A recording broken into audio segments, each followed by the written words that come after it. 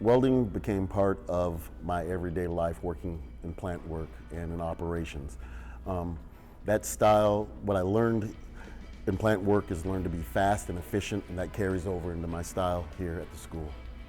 Hands-on practice, it's really difficult with the limited time that we have. We do a lot of work after school, so we balance, we get a lot done during class, but our actual finishing things are done in the fall after school. One of my biggest mentors was a guy named Danny Spencer.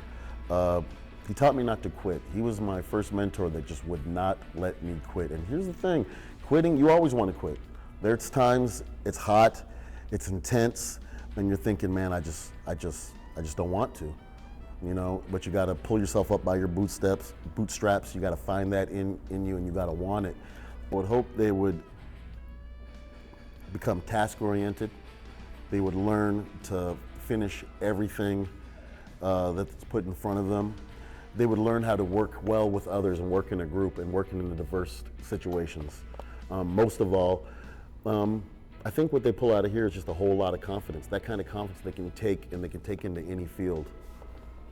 You know, I'm really happy with how the program has grown here at Collierville High School. It's been fantastic. I'm hoping that someday, that, you know, maybe years from now, that this program expands even further.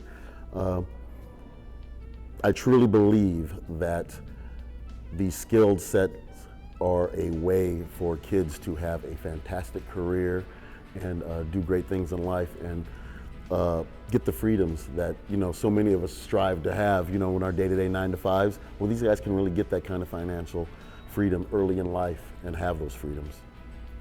So, like I said, just lucky to be here, lucky the program's here. Thanks for having me.